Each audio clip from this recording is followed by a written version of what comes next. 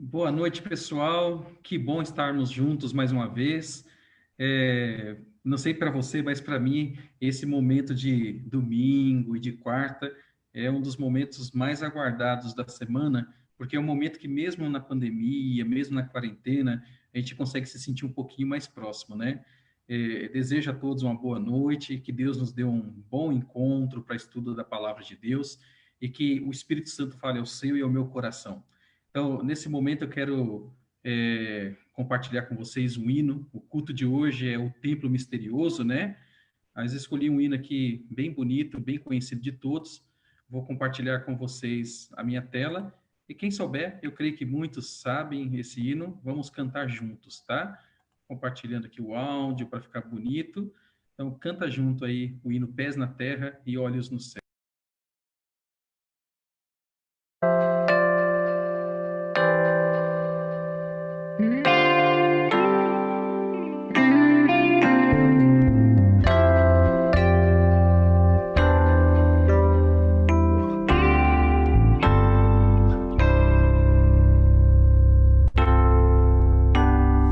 Nós almejamos outro lar, um novo Éden pra morar, pois ficaremos por aqui somente um pouco mais. Esta promessa quero alcançar, custe o que custar, e enquanto espero, sigo confiando no poder que vai me salvar. Com os pés na terra e os olhos no céu, eu vou. Com os pés na terra e os olhos no céu, eu vou seguindo até encontrar meu Jesus.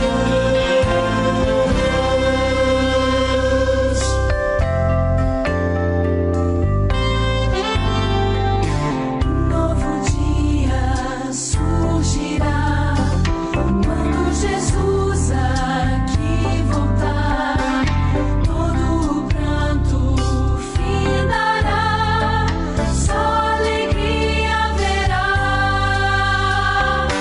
Não mais tristeza, não mais a dor, lá reinará o amor. Finalmente verei e adorarei o meu Rei, meu Salvador. Com os pés na terra e os olhos no céu, eu vou.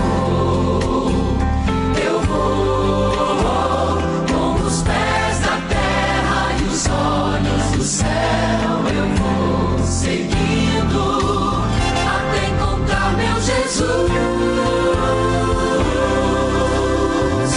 Com os pés na terra e os olhos no céu, eu vou.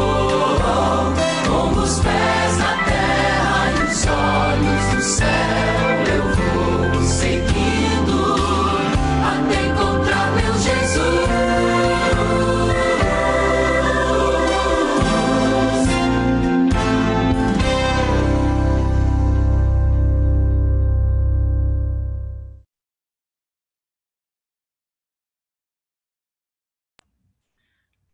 Amém. Que hino maravilhoso, né?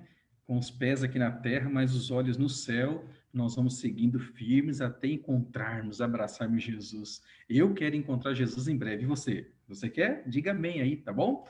Logo, logo encontraremos Jesus. E chegou aquele momento de nós orarmos, né? Peço para você agora gastar um tempinho aí escrevendo o seu pedido, escrevendo o seu agradecimento. Depois nós vamos ler, vamos orar pelos seus pedidos. Nós temos aí irmãos que estão lendo os seus pedidos, e estão orando por você. Se algum irmão escrever aí, ó, que está orando por você, tenha certeza que ele está orando para Deus abençoar a sua vida, tá? Temos um grupo maravilhoso de jovens, do grupo dos Caleb, são jovens especiais, que eles também estão lendo aí os seus pedidos, estão orando por vocês.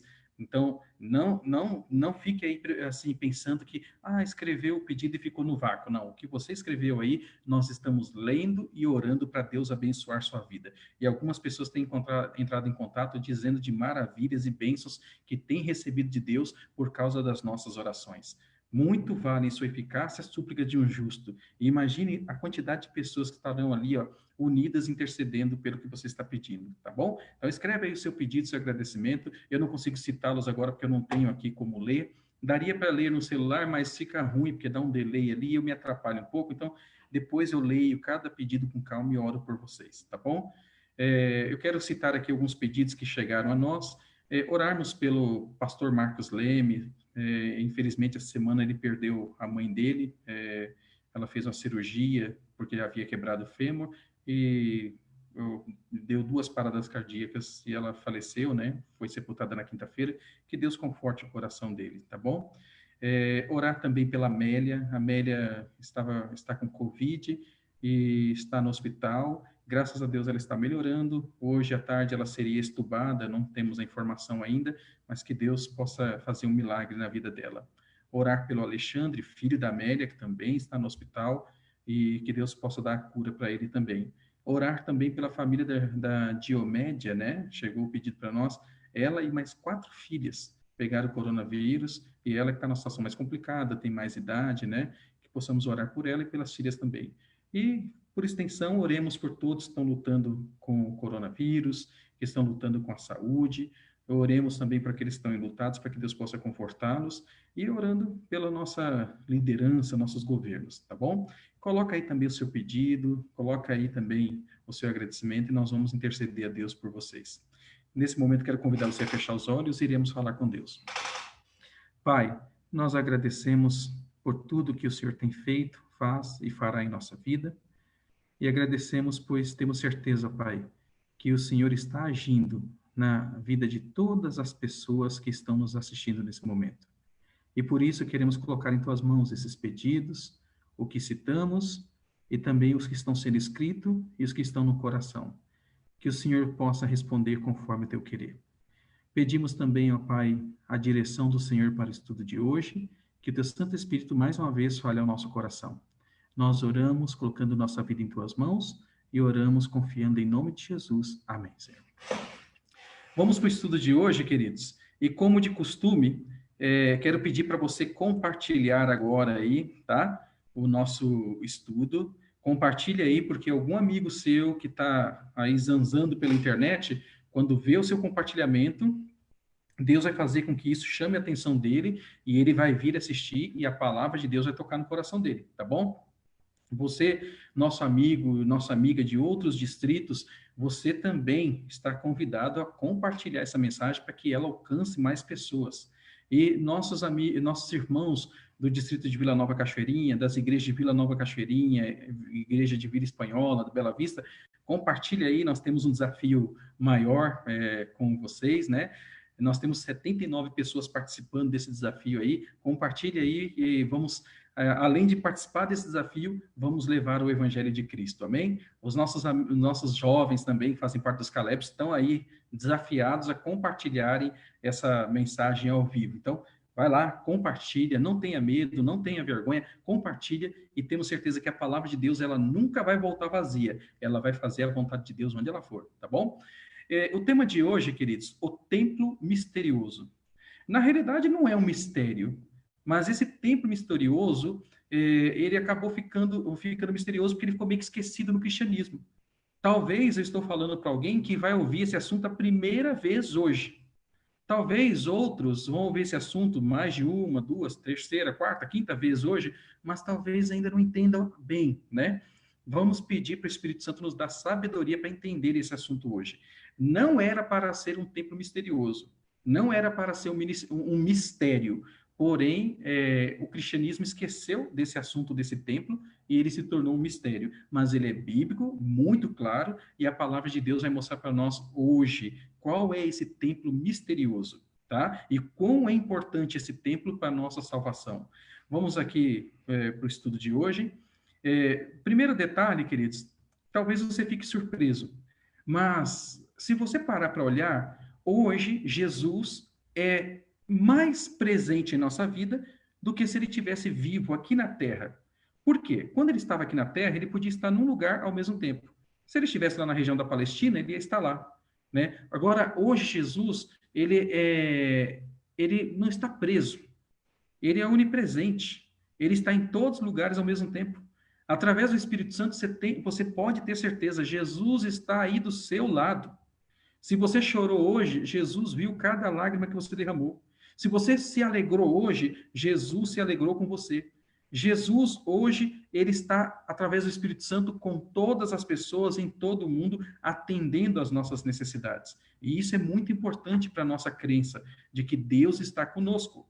Veja o que Jesus disse em Mateus 28, versos 18 e 20, antes dele subir ao céu, depois da ressurreição. Jesus, aproximando-se, falou-lhes, dizendo: Toda a autoridade me foi dada no céu e na terra. Ide, portanto, fazei discípulos de todas as nações, batizando-os em nome do Pai, e do Filho e do Espírito Santo, ensinando-os a guardar todas as coisas que vos tenho ordenado, e olha a promessa que ele faz: e eis que estou convosco todos os dias até a consumação do século. Eis que estou convosco todos os dias até a consumação dos séculos. Jesus recebeu toda a autoridade no céu e na terra. Ele mandou ir pregar o evangelho, batizar as pessoas, formar novos discípulos, e ele diz que ele está com cada discípulo, com cada pessoa, todos os dias, todas as horas, todos os minutos, todos os segundos. Ele está com você no tempo bom e no tempo ruim. Ele está com você quando você realiza um sonho e quando você se frustra. Ele chora quando você chora e ele se alegra quando você se alegra. E aí alguns falam assim, mas se Jesus está comigo, por que eu passo por provas? Jesus, ele nunca disse que você não passaria por provas. Ele diz, no mundo tereis aflições. Neste mundo aqui. Mas tem de bom ânimo, eu venci o mundo. E como ele venceu o mundo, nós também vencemos. E este mundo de aflições irá passar. Agora, o novo céu e a nova terra que Deus está preparando para nós, esse novo céu e nova terra não vai ter mais aflição, não vai ter mais dor, nem morte, nada de ruim desse mundo. E Jesus, ele está todos os dias conosco aqui. E nós, se Deus quiser, estaremos todos os dias com ele na eternidade. Amém? E eu quero que Jesus esteja todo dia comigo aqui, porque um dia eu quero estar com ele todos os dias, para toda a eternidade com ele no céu. É o seu desejo também? Então diga amém aí, tá bom? Continuamos aqui. Hebreus, capítulo 4, versos 14 a 16, diz assim, ó. Tendo, pois, a Jesus, o Filho de Deus, como grande sumo sacerdote, presta atenção nisso aqui, ó. Grande sumo sacerdote, que penetrou os céus, conservemos firmes a nossa confissão. Porque não temos sumo sacerdote que não possa compadecer-se das nossas fraquezas. Antes, foi ele, Jesus, tentado em todas as coisas, à nossa semelhança, mas sem pecado. Acheguemo-nos, portanto, confiadamente junto ao trono da graça, a fim de recebermos misericórdia e acharmos graça para socorro em ocasião oportuna. Percebam que esse texto já está dizendo que Jesus é o nosso sumo sacerdote. A Bíblia diz que Jesus é o nosso intercessor. A Bíblia diz que Jesus é o único mediador entre Deus e o homem. A Bíblia diz que Jesus, ao morrer, ressuscitar e ao subir ao céu, ele assentou-se à destra do Pai. A Bíblia diz, nós vamos fazer nesse estudo de hoje, que Jesus ele entrou no santuário celestial.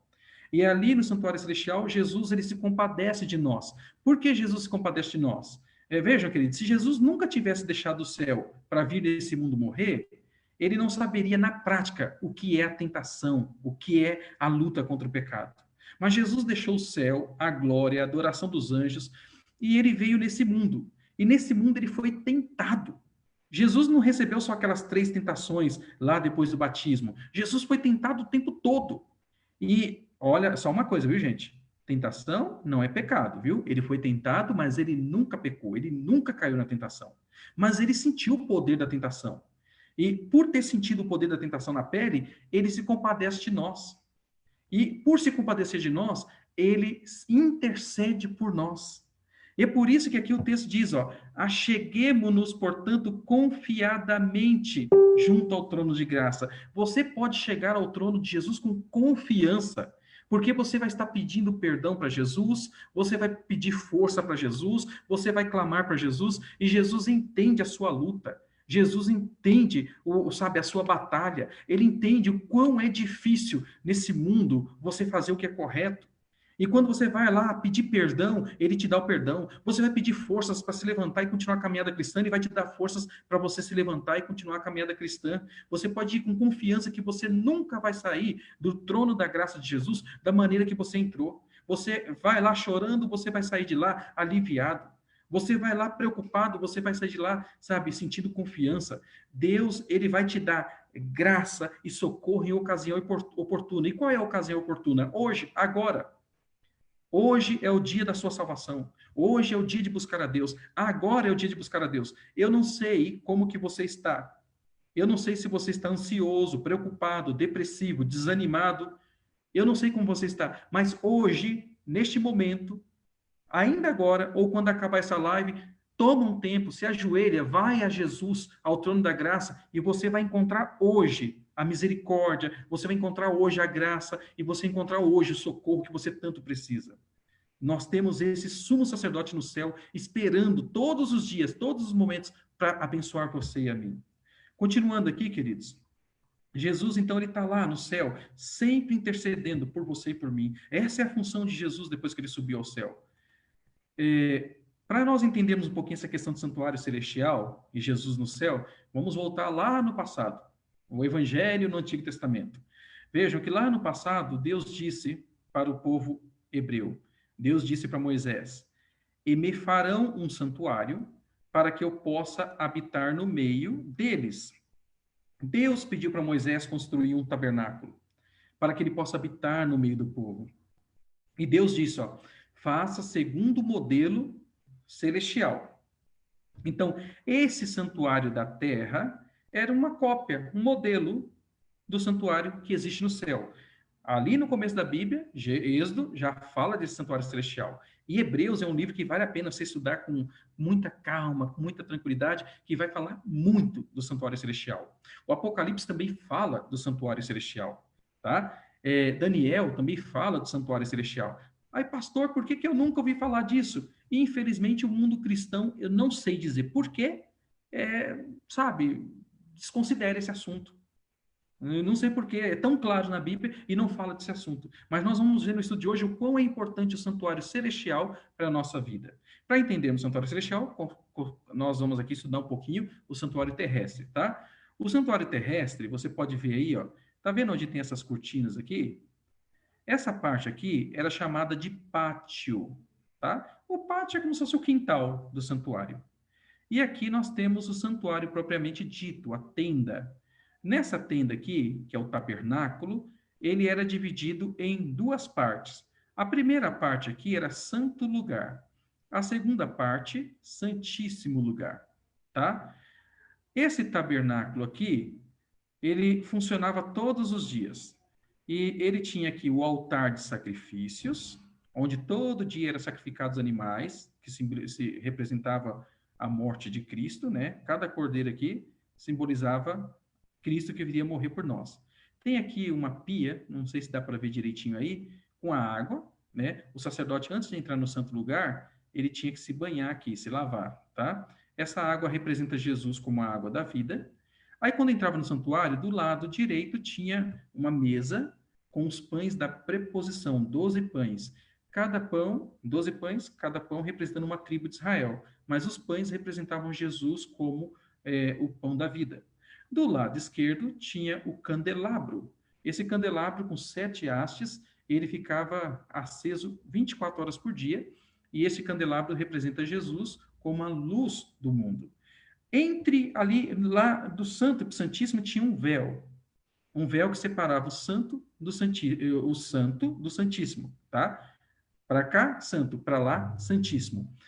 Ali, bem na divisinha ali com o véu, tinha o altar de incenso. Esse altar de incenso, ele simboliza a intercessão de Jesus por nós, as orações dos santos e a intercessão de Jesus por nós. E passando o véu, lá no Santíssimo Lugar, tínhamos apenas a Arca da Aliança, e a Arca da Aliança ali tinha o propiciatório, 2 anjos, e no meio daqueles 2 anjos, Deus aparecia para o sumo sacerdote. né, a chamada Shekinah, tá bom? Só para você entender, todos os dias eram sacrificados animais aqui. Além de todos os cordeiros, bodes que eram sacrificados, todos os dias tinha um cordeirinho que morria de manhã, às 9 horas da manhã, era sacrificado às 9 da manhã, e outro era sacrificado às 3 da tarde, que é chamado sacrifício contínuo, o sacrifício da manhã e da tarde, para perdão de todo o povo, tá?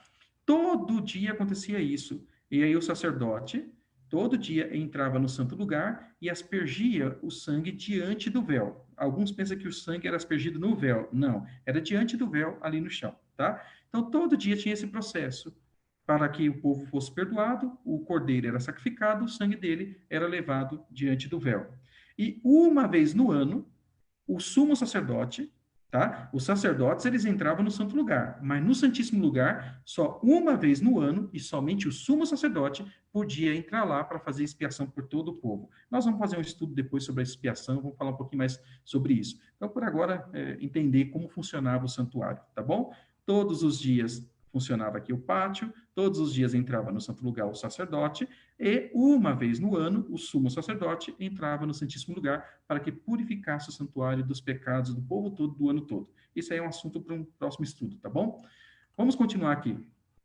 Esses sacrifícios que eram feitos lá, de cordeiro, de ovelha, bode, todos os sacrifícios ali era para perdão do pecado. Era assim, o pecador pecava, ele ia lá, colocava a mão sobre o animalzinho, confessava o pecado, simbolicamente o pecado passava para o animalzinho e o animalzinho era degolado. E você vê, o animalzinho inocente morria pelo pecado do pecador, tá? Pelo culpado.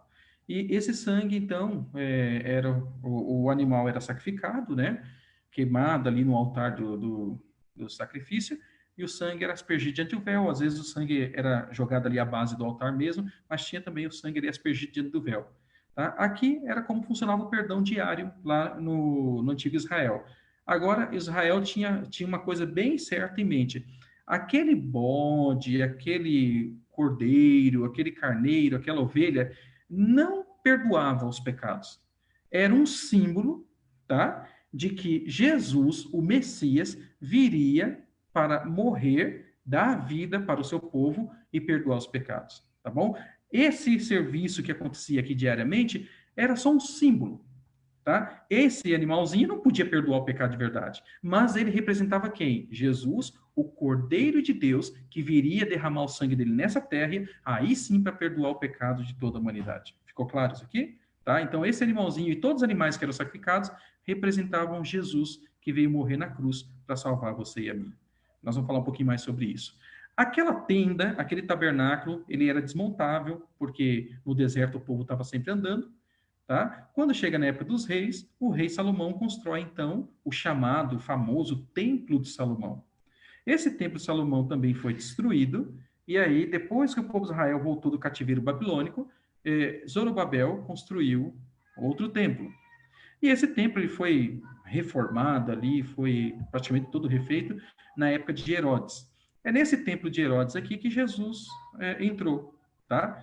E esse templo de Herodes aqui é o templo que foi destruído lá no ano 70 depois de Cristo. Se você for lá em Jerusalém hoje, não tem nada do templo. Alguns dizem, mas pastor, e o Muro das Lamentações? O Muro das Lamentações não é o muro do templo, não é a parede do templo. É um muro antes, é tipo assim aqui, ó, um muro antes do templo, tá? Um muro que estava fora do templo, mas do templo mesmo não sobrou nada, nenhuma parede, nada. Jesus havia dito, né, lá em Mateus 24, que não ficaria nem pedra sobre pedras do templo, e realmente no ano 70 o templo foi destruído. Já já nós vamos dizer para você por que o templo foi destruído, tá certo? E aí, depois que Jesus morreu, ressuscitou, o templo da terra foi destruído. Por quê? Depois que Jesus morreu e ressuscitou, Jesus inaugurou o santuário celestial. Jesus, quando morreu, ressuscitou e foi ao céu, ele entrou no santo lugar. Hebreus diz que ele entrou no santo lugar e ele oficiou no santo lugar até 22 de outubro de 1844. Depois nós vamos ter um estudo só para entender como é que chega essa data de 22 de outubro de 1844. Em 22 de outubro de 1844, Jesus ele passou do santo para o santíssimo e ele faz agora a última intercessão pelo povo da terra. Então, Jesus está nos momentos finais da intercessão pela terra. E nós cremos que realmente está no fim do fim. Logo, logo, Jesus irá terminar a intercessão dele, fechar a porta do santuário celestial e vir buscar o seu povo. Isso também é para outro estudo, tá bom? Vamos aqui continuar aqui então agora para entendermos o santuário celestial. Quem é o sumo sacerdote, ministro desse verdadeiro tabernáculo? Hebreus 8, 1 e 2 diz assim, ó. Ora, o essencial das coisas que temos dito é que possuímos tal sumo sacerdote. Veja que Jesus é sempre chamado de sumo sacerdote, tá? E no Novo Testamento, o único sumo sacerdote que existe é Jesus, tá bom? O nosso sumo sacerdote é Jesus. Então, temos um sumo sacerdote que se assentou à destra do trono da majestade nos céus. Como ministro do santuário, e presta atenção agora, hein? Ministro do santuário e do verdadeiro tabernáculo que o Senhor erigiu, não o homem. Jesus, então, agora ele sobe ao céu, sabe? Com ele mesmo é o sumo sacerdote, o mediador, e ele mesmo é o sacrifício. Ele mesmo é o sacerdote, o sumo sacerdote, e ele mesmo é a oferta. Então, Jesus sobe lá não para oferecer sangue de bodes, de touro, de carneiro, mas para oferecer o seu próprio sangue. E ele começa, e ele entra no tabernáculo, e veja que deixa bem claro aqui a Bíblia, tabernáculo que o Senhor erigiu, o Senhor fez, o Senhor construiu, não o homem. E ali Jesus começa a interceder pela humanidade. Então, veja, não foi somente morrer na cruz. Se Jesus tivesse só morrido na cruz, e não tivesse o Espírito Santo aqui intercedendo ali para que as pessoas, apelando para que as pessoas aceitassem Jesus, e Jesus intercedendo no céu, a salvação não aconteceria. Para a salvação acontecer, Jesus morreu na cruz, Jesus foi ao céu, Jesus enviou o Espírito Santo, e o Espírito Santo ele tem uma função, convencer o povo do pecado, da justiça e do juízo. Aqueles que ouvem o apelo do Espírito Santo reconhecem que precisa de um Salvador, e reconhecem que Jesus é o Salvador. E essas pessoas que reconhecem que Jesus é o Salvador, reconhecem que Jesus está intercedendo por elas. E essas pessoas, elas confessam que são pecadoras e precisam do Salvador, e no céu, Jesus, no tabernáculo celestial, no santuário celestial, Jesus intercede por elas. Perceba como sabe, como é lógica o plano da salvação? É lógica a maneira como a salvação acontece para você e para mim? É gostoso saber, queridos, que Jesus está lá no céu, sabe, 24 horas por dia, intercedendo para salvar você e a mim. É por isso, queridos, que quem se perder, vai se perder porque quis.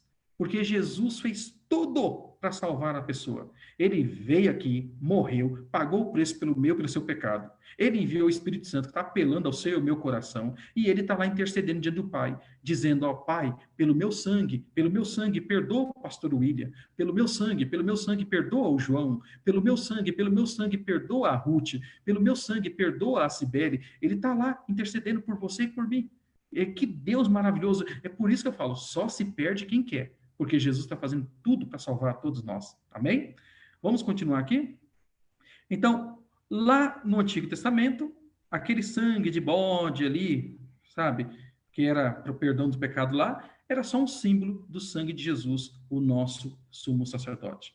Lá no Antigo Testamento, o sumo sacerdote, os sacerdotes, eles tinham que estar sempre sendo trocados, porque eles morriam, né? Agora, Jesus, ontem, hoje e sempre é o nosso sumo sacerdote. Amém?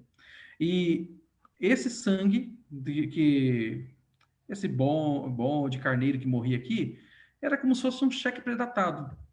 Ele não perdoava o pecado, era como se fosse um cheque predatado. Aí na cruz, Deus veio ali e colocou saldo, e Deus pagou o cheque, né? Então, aqui, eles acreditavam no perdão que viria no futuro ser ali completo.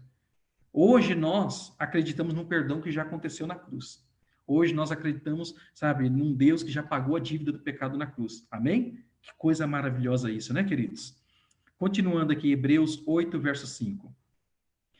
Os quais ministram em figura e sombra das coisas celestes. Ou seja, aqueles sacerdotes lá do Antigo Testamento, eles ministravam em figura e sombra das coisas celestes, porque aquele santuário da terra era uma figura, uma sombra, uma cópia do santuário celestial.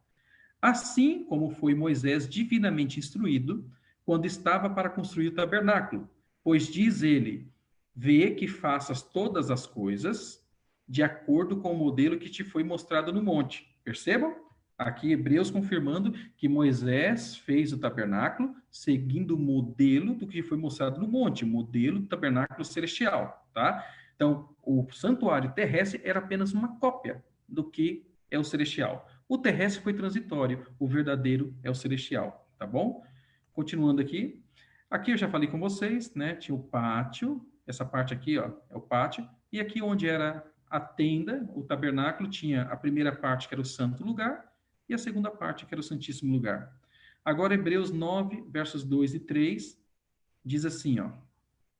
Com efeito, foi preparado o tabernáculo, cuja parte anterior, onde estavam o candeeiro, que é o candelabro que eu falei com vocês, a mesa, que é aquela mesa que tinha os 12 pães, e a exposição dos pães, que estava em cima da mesa, se chama Santo Lugar. Essa é a primeira parte do santuário. Por trás do véu, lembra que eu falei que um véu separava o Santo do Santíssimo? Por trás do véu se encontrava o tabernáculo que se chama Santo dos Santos, ou Santíssimo, tá? Tanto serve Santo dos Santos ou Santíssimo. Continuando aqui, quem entrava nesses compartimentos? E aqui diz assim, ó. Ora, depois de tudo isto assim preparado, continuamente entram no primeiro tabernáculo, que é ali o santo lugar, os sacerdotes. Então, na primeira parte do tabernáculo, no santo lugar, entram os sacerdotes, para realizar os serviços sagrados. Aqui era diariamente, lembra? Então, diariamente, os sacerdotes entravam no santo lugar para realizar os serviços sagrados. Mas, no segundo, o sumo sacerdote. Ele sozinho, uma vez por ano, não sem sangue, que oferecesse por si e pelos pecados de ignorância do povo. Então, todos os dias o sacerdote entrava no santo lugar e ali aspergia o sangue diante do véu, tá? E uma vez por ano, o sumo sacerdote, agora com sangue no bode, o bode para o Senhor, que era sacrificado, ele entrava no Santíssimo Lugar sozinho e ele aspergia o sangue no propiciatório, tá? Que ficava em cima da Arca da Aliança. E ali, simbolicamente, Deus perdoava o povo de todo o pecado, de todo o ano, e simbolicamente o santuário era purificado. Nós vamos falar sobre essa purificação do santuário mais para frente, tá bom? Mas vejam que nesses santuários só entravam o sacerdote e o sumo sacerdote. Ninguém mais. Santo lugar, somente os sacerdotes. E Santíssimo lugar, só um, o sumo sacerdote, e uma vez no ano. Ele não podia ir mais de uma vez por ano, só na expiação, tá? Continuando aqui, a quem representam todos os sacrifícios do Antigo Testamento? Nós já falamos, mas vamos deixar a Bíblia responder aqui, ó. Hebreus 9, versos 13 e 14. É isto uma parábola para a época presente. E segundo esta, se oferecem tantos dons como sacrifícios. Embora estes, no tocante à consciência, sejam ineficazes para aperfeiçoar aquele que presta culto. Aquele sacrifício de animais ali era ineficaz, eles sozinhos não iam fazer nada, né? Portanto, se o sangue de bodes e de touros e a cinza de uma novilha aspergidos sobre os contaminados os santificam, quanto à purificação da carne, muito mais o sangue de Cristo, que pelo Espírito eterno a si mesmo se ofereceu sem mácula a Deus, purificará a nossa consciência das obras mortas para servirmos ao Deus vivo.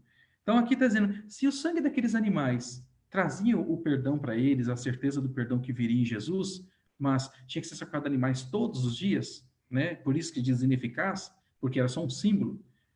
Ainda mais, Jesus, o sangue de Jesus, sangue de Deus, derramado nessa terra, que se ofereceu sem mácula. O Jesus, ele foi tentado em todas as coisas, mas sem pecado, então por isso sem mácula. Jesus, ele morreu uma vez por todas. A morte de Jesus é completa, ela é plena, ele não precisa morrer várias vezes, uma vez por todas. E aí, com a morte de Jesus, ele purifica a nossa consciência das obras mortas, ele purifica a nossa mente do pecado, ele purifica a nossa vida para servirmos a Deus, para servirmos ao Deus vivo. É pelo sangue de Cristo que um dia você vai viver no céu, amém? É pelo sangue de Cristo que você e eu vamos um dia adorar o Senhor no céu. É pelo sangue de Cristo que você e eu um dia vamos entrar no céu. Os que morreram antes da cruz, eles não vão para o céu por causa do sangue dos animais. O sangue dos animais representava o sangue de Cristo. É pelo sangue de Cristo que desde Adão até o último que for salvo nessa terra entrará no céu. E esse sangue é que nos purifica, nos lava, esse sangue é que nos prepara para o céu. Louvado seja Deus, porque Jesus derramou o sangue dele para pagar o preço do seu e do meu pecado. E através do sangue de Jesus, a salvação foi ganha para você e para mim. Amém?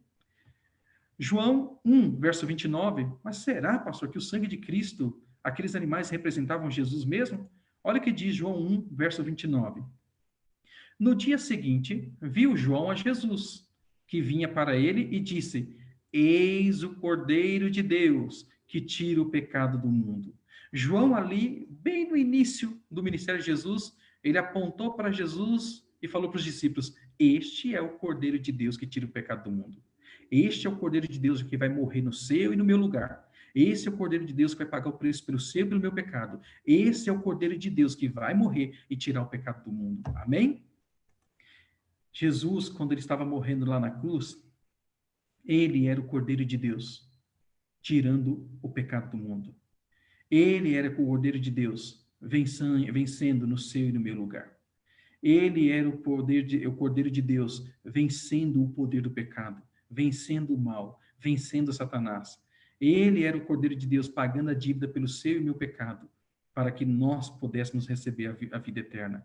E perceba uma coisa, querido, Jesus na cruz pagou toda a sua dívida e toda a minha dívida. Imagine só, se você tem uma dívida de 100 mil reais para pagar, aí alguém bondosamente vem e paga a sua conta. Faria sentido o cobrador vir dizer para você: não, você me deve ainda? Você me deve? Ah, mas já foi paga. Não, mas não foi você que pagou. Faria sentido um negócio desse? Não.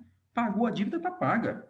Assim também, queridos, ninguém vai cobrar você mais. Se você aceitou Jesus como Salvador na sua vida, não importa quantos pecados você tenha cometido, Jesus já pagou o preço pelos seus pecados, Jesus já pagou a sua dívida e ninguém vai cobrar mais de você, porque você está perdoado, salvo, lavado, regenerado e santo em Cristo Jesus, amém? Jesus, quando ele morreu na cruz, a Bíblia fala que, olha o que aconteceu, Mateus 27, verso 51. Quando Jesus disse lá na cruz, está consumado, e morreu, diz: e eis que o véu do templo, do santuário, se rasgou em dois. Aquele santuário terrestre, tá? O santuário que Herodes fez lá. Rasgou em dois, de alto a baixo, e tremeu a terra e fenderam-se as pedras. Percebam, quando Jesus bradou na cruz: está consumado, Pai, nas tuas mãos entrego o meu espírito, e morreu, o véu do santuário rasgou-se de cima a baixo. Era um véu grosso, um ser humano não conseguiria rasgar aquilo. Tenta imaginar alguém rasgando um tapete. Não dá para rasgar um tapete na mão, sabe? E ali rasgou aquele véu de cima a baixo. Por que aquele véu foi rasgado de cima a baixo? Porque era Deus rasgando e dizendo para o povo: esses sacrifícios de animais, cordeiros, bodes, ovelhas, não tem sentido nenhum mais. Porque eles cumpriram o papel deles já. O verdadeiro Cordeiro de Deus morreu lá na cruz do Calvário. O verdadeiro Cordeiro de Deus entregou a vida lá na cruz. E o sacrifício para a humanidade, o sacrifício para o perdão dos pecados, o sacrifício pleno, completo, o sacrifício que é uma vez por todas, que não precisa de outro, aconteceu lá na cruz do Calvário. E Deus estava dizendo para o povo o seguinte: ó, a partir de agora não olhe mais para os animaizinhos aqui. Não olhe mais para esse templo. A partir de agora, olhem para a cruz. A partir de agora, veja o que Jesus fez na cruz. E ao olhar para a cruz, olhe para o alto, olhe para o céu, porque Jesus está intercedendo por você no céu. Jesus está rogando ao Pai por você no céu. Jesus está dizendo: Pai, pelo meu sangue perdoa ele. Pai, pelo meu sangue perdoa ela. Jesus, então, ali, quando morreu na cruz, o véu rasgou-se de cima a baixo, porque Deus estava dando a mensagem para o povo: olha para o céu. E, queridos, percebam que o cristianismo, ali primitivo, mesmo com os apóstolos, não conseguiam se desvencilhar do templo. Percebam que dia a dia eles estavam onde? No templo. E Deus está falando para os cristãos: olha para o santuário celestial, olha para cima, olha para o templo que está no céu. E eles ainda estavam presos com o coração no templo. Por conta disso, Deus permitiu que no ano 70 o Império Romano viesse e o imperador Tito ali destruísse o templo todo. Tacou fogo, acabou tudo. E como Jesus havia predito, não ficou ali pedra sobre pedras. Tudo foi destruído. Por quê? Porque o povo teimava em manter o coração naquele templo, naqueles sacrifícios. No cristianismo primitivo ali, quantas vezes eles tinham até discussões para saber se a lei cerimonial era para ser guardada ainda ou não era, para ser guardada ou não era, aquelas discussões bobas. E Deus falando, olha para o céu, olha para o alto, olha para o santuário celestial. E depois que aquele templo foi destruído, orgulho dos judeus ali, né? O povo começou a olhar para o céu, olhar para o alto, porque a salvação vinha do céu, a salvação vinha do alto, não mais desse santuário terrestre que era só cópia, só era um modelo, só era uma cópia do modelo do santuário celestial.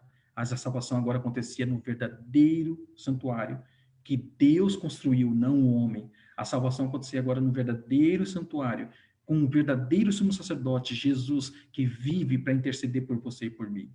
E continuando aqui, queridos, ali, Jesus diante do Pai, intercedendo por você e por mim, mostrando as marcas nas mãos e dizendo, Pai, pelo meu sangue, perdoa ele. Ele me aceitou como Salvador. E assim, queridos, por mais pecadores que somos, não importa quantos pecados você tenha cometido, quando você aceita Jesus como Salvador, ele lança fora todos os seus pecados, ele te veste com a veste de justiça dele. Quando Jesus te veste com as vestes de justiça dele e o Pai olha para você, não vê mais você, pecador. Não vê mais o William, pecador. O Pai vê a vida de Jesus em mim. Jesus nos veste com a vida dele. Aquela vida perfeita que Jesus viveu, ele nos dá de graça. Quando eu aceito Jesus como Salvador, a vida dele é minha. Então, todas as boas obras, toda a vida que Jesus viveu é creditada para mim, é como se fosse minha. E é isso que me faz escapar da condenação no juízo de Deus. É isso que me faz escapar da condenação no tribunal de Deus. Vejam, queridos, Jesus intercede e fala, ele aceitou meu sangue, ele aceitou meu sacrifício, ele aceitou minha vida, ele reconheceu que é pecador. E pelo meu sangue, perdoa ele, e eu quero ele no céu. Olha que coisa maravilhosa. Jesus intercedendo por você e por mim. Isso é justificação pela fé, sabe? Sabe, de mim mesmo não tem como me salvar, eu sou um pecador. Mas quando eu olho para Jesus, tudo que ele fez, tudo que ele me oferece, não tem como me perder. Porque ele quer me salvar, ele me dá a salvação. Amém? Que promessa maravilhosa nos oferece a obra mediadora de Cristo? Qual é a promessa dessa intercessão de Cristo por você e por mim? Hebreus 7:25 diz, que texto lindo, você deveria marcar esse texto na sua Bíblia, viu? Diz lá, ó, por isso, também pode salvar totalmente os que por ele se chegam a Deus, vivendo sempre para interceder por eles. Olha que texto maravilhoso. Jesus, ele pode salvar totalmente. A salvação que Cristo te dá é completa, é plena. E vejam, queridos, a salvação não é algo que Deus vai te dar quando ele voltar. A salvação é algo que ele te dá no momento que você aceita Jesus como Salvador. Porque ainda que morramos, morreremos salvos em Cristo Jesus. A salvação já é sua.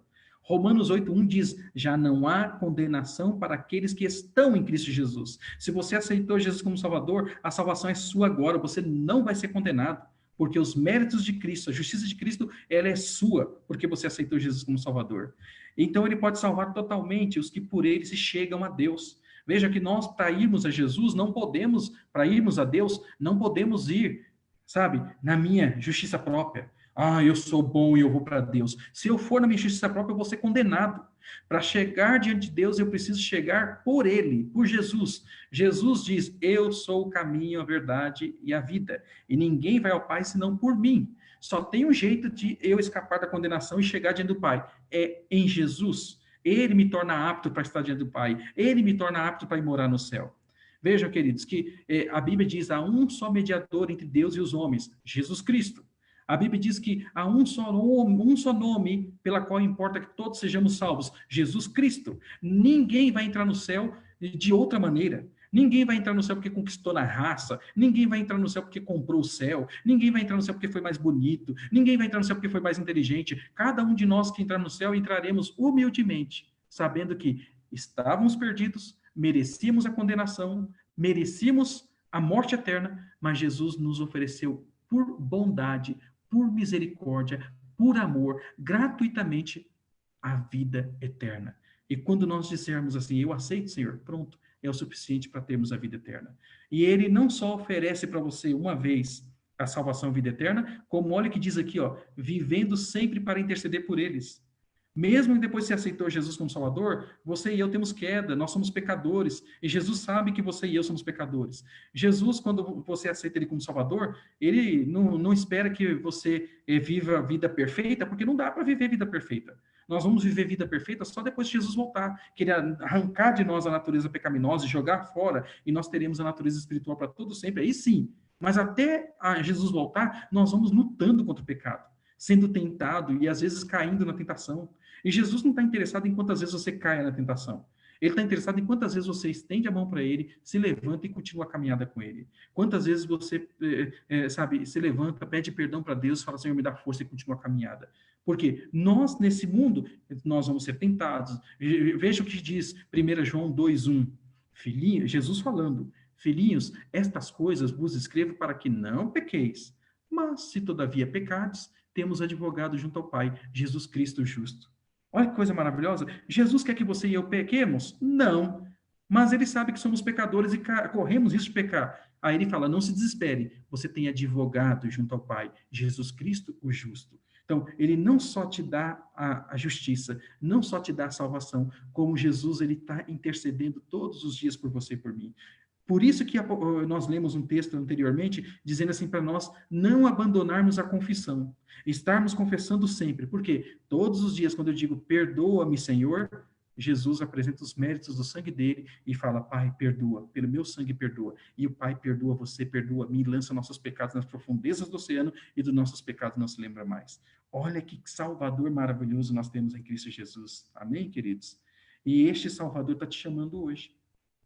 Está dizendo, filho, filha, eu já fiz tudo pela sua salvação lá na cruz do Calvário, mas eu ainda continuo trabalhando para que você seja salvo. Eu continuo trabalhando, o Espírito Santo está trabalhando no seu coração, eu estou intercedendo por você no céu, porque eu quero você no céu. Vejam, queridos, se alguém um dia se perder, não é porque pecou. Todos nós pecamos. Se alguém um dia se perder, é porque não aceitou o perdão de Jesus.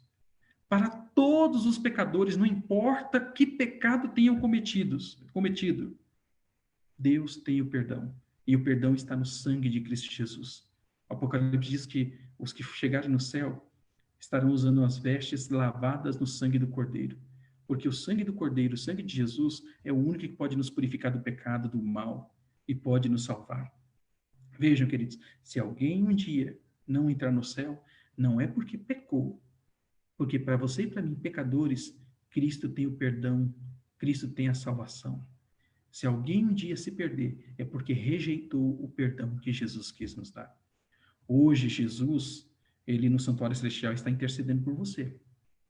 Hoje ele clama para você aceitá-lo. Mas um dia, Jesus vai terminar a intercessão dele no santuário celestial. E esse dia está muito perto. E quando Jesus fechar a porta da graça no santuário celestial e disser está consumado, Apocalipse 22 diz que nesse momento fechar a porta da graça, aí quem está salvo, quem está perdido, está perdido. Quem aceitou Jesus, aceitou. Quem não aceitou, não aceitou. Pouquinho antes de Jesus voltar, ele vai fechar a porta da graça. Que momento ele vai fechar a porta da graça? Quando a última pessoa no mundo disser sim, eu aceito Jesus como Salvador, ou a última pessoa no mundo rejeitar e disser não, eu não quero nada com Jesus, ele fecha a porta da graça. Fechou a porta da graça, está salvo, está perdido, está perdido. É como algumas religiões falam de um segundo tempo de graça. Isso é satânico. A Bíblia não fala de segundo tempo de graça. A Bíblia fala que você tem chance de salvar enquanto você está vivo, respirando. Porque morreu, se morreu salvo, está salvo. Se morreu perdido, está perdido. E segundo, a Bíblia fala que você tem chance de salvação enquanto o santuário celestial está aberto.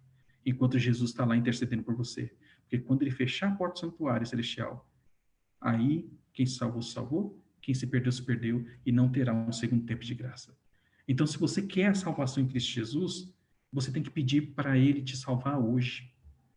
Você tem que aceitar pela fé essa salvação que ele te dá de graça hoje. É hoje que a salvação acontece. É hoje o dia da salvação. E eu quero perguntar para você, meu querido, minha querida. Você crê que Jesus morreu para te salvar? Você crê que Jesus subiu ao céu e entrou no santuário celestial? Você crê que no santuário celestial Jesus está intercedendo por todos nós? Você crê que Jesus Ele intercede por você, sabe? Especialmente, individualmente, como se fosse a única pessoa do mundo. E você crê que o que Jesus fez na cruz do Calvário, o Espírito Santo atuando no seu coração e a intercessão de Jesus diante do Pai é toda suficiente para te salvar? Você crê que se você aceitar Jesus como seu Salvador, Ele lança todos os seus pecados nas profundezas do oceano, você fica zerado, sem pecado nenhum, e Ele te dá a justiça dele, e quando o Pai olha para você, não vê mais os seus pecados, mas vê a vida de Jesus em você? Você crê que em Jesus não há condenação para você e para mim? Mas só podemos chegar ao Pai, só podemos chegar ao céu em Jesus? E se você crê em tudo isso, você quer dizer nessa noite, Senhor, eu te aceito como meu Salvador. Se você nunca aceitou Jesus como Salvador, escreva aí agora, Senhor, eu te aceito como meu Salvador. Se você já aceitou Jesus como Salvador, nós precisamos confirmar essa decisão todos os dias. E coloca aí então assim, ó, Senhor, eu continuo aceitando você como o Senhor como meu Salvador. Senhor Jesus, eu continuo aceitando o Senhor como meu Salvador. Escreve aí, porque essa expressão de eu te aceito como meu Salvador é o que te garante a salvação. Quando você diz eu aceito Jesus como Salvador, você está dizendo diante dos homens, você está dizendo diante de todo o universo que você reconhece que você é um pecador, que está perdido e precisa de um Salvador, e encontrou esse Salvador em Jesus. Eu não sei como está a sua vida, mas eu sei de um Salvador que quer mudar sua vida. Eu não sei se você está caminhando para a perdição, mas eu sei de um Salvador que quer te levar para a salvação. E para isso, ele só precisa que você tome essa decisão de que ele seja o Salvador da sua vida. Então não perca tempo, escreva aí, eu aceito Jesus como o Senhor da minha vida. Eu aceito Jesus como meu Salvador. Hoje Jesus intercede por você. E por causa da intercessão dele, um dia ele vai te apresentar no céu para o Pai. E vai dizer, Pai, aqui está a Maria que eu comprei com meu sangue. Aqui está o José que eu comprei pelo meu sangue. Aqui está a Cremilda que eu comprei pelo meu sangue. Eu quero aceitar a intercessão de Cristo na minha vida hoje e eu quero um dia estar no céu sendo apresentado ao Pai por Jesus e Ele dizendo que me comprou pelo sangue dele. Eu quero estar no céu, sabe por quê? Quando você aceita Jesus como Salvador, Ele vê o fruto do penoso trabalho dele, mas Ele fica satisfeito, porque você o aceitou como Salvador. E na sua vida o sacrifício de Jesus não foi em vão, porque na sua vida Jesus venceu. Então não perca tempo, escreva aí, ó, eu aceito Jesus como meu Salvador. Jesus, o Senhor é meu Salvador. E que Ele seja o seu Salvador hoje e sempre. Amém. Eu quero convidar você a fechar os olhos e nós vamos fazer essa oração de entrega ao Senhor. Amém? Oremos.